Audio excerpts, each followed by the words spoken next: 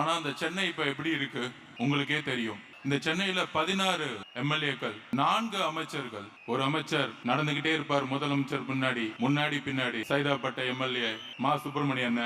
அடுத்தது இந்த தொகுதியோட எம்எல்ஏ திரு உதயநிதி ஸ்டாலின் அவர்கள், துணை முதலமைச்சர். அப்புறம் நம்ம சேகர் பாபு அவர்கள், அப்புறம் நம்மளுடைய முதலமைச்சர் ஸ்டாலின் சார் அவர்கள். 4 அமைச்சர்கள் இருந்து சென்னை எப்படி இருக்கு நீங்களே சொல்லுங்க.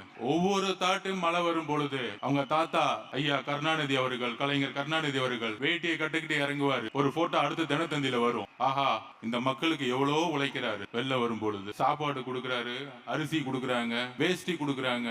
நம்ம பார்க்கும் போதெல்லாம் தெரியும், பரவாயில்லையே மக்களோட மக்களா இருந்து இவ்வளவு கஷ்டப்படுறாங்களே வெள்ளம் வரும் பொழுது.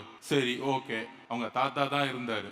அடுத்தது அவர் மகன் வந்தாரு, ஐயா மு.க. ஸ்டாலின் அவர்கள். அவர் இப்ப பேண்ட் போட்டுக்கிட்டு மலையில நடந்துகிட்டு மக்களோட மக்களாக இருக்கிறன்னு திருப்பியும் ஒரு செய்தி. அதுக்கப்புறம் அவருடைய பேரன், கலைஞருடைய பேரன் உதயநிதி மழை வரும்போதெல்லாம் இறங்கி நடந்துகிட்டு இருக்காரு. ஆனா சென்னை வாழ் மக்களுடைய பிரச்சனைகள் தீர்ந்ததே கிடையாது. வேளச்சேரி முதற்கொண்டு குளத்தூர் முதற்கொண்டு ஒவ்வொரு ஏரியாவும் மழை வரும் பொழுது நம்ம வந்து வீட்டை விட்டு வெளியே இருக்கக்கூடிய நிலத்துல இருக்கும். கிட்டத்தட்ட 40% ஸ்லம்ஸ், சேரிகள் அதிகமா இருக்கு. குடிசை மாற்று வாரியம் உருவாக்கப்பட்டது. அதோட பேரை மாத்திட்டாங்க இன்னைக்கு. ஆனால் இன்னைக்கு சென்னை மாறி இருக்கா? பூர்வ குடி மக்களா இருக்கக்கூடிய ஒடுக்கப்பட்ட ஆதி திராவிடர் மக்களுடைய நிலைமை மாறி இருக்கா? இன்னைக்கு எதுவுமே மாறல. ஒவ்வொரு வருஷமும் கூவத்திலையும் அடையாறுலையும் வெள்ளம் வரும் பொழுது மக்கள் எப்பயுமே வெளியே வந்துட்டே இருக்கிறாங்க. இப்ப இந்த 16 தொகுதியிலும் அவங்களுக்கு ஒரு நினைப்பு இருக்கு.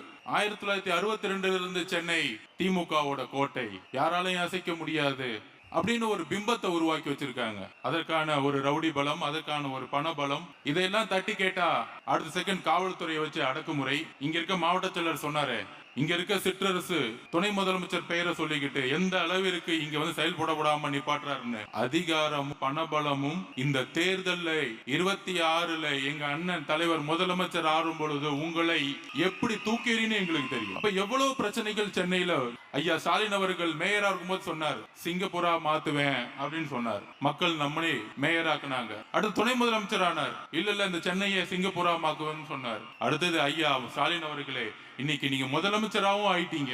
ஆனால் ஒவ்வொரு வருஷமும் மழை வரும் பொழுது கொடையை எடுத்துக்கிட்டு நீங்க மட்டும் வந்து வாக்கிங் போயிட்டு ஒரு நடிப்பை மட்டும் தான் கொடுத்துட்டு இருக்கீங்க. ஆனா சென்னை மக்களுடைய வாழ்க்கை மாறினதா வரலாறு கிடையவே கிடையாது.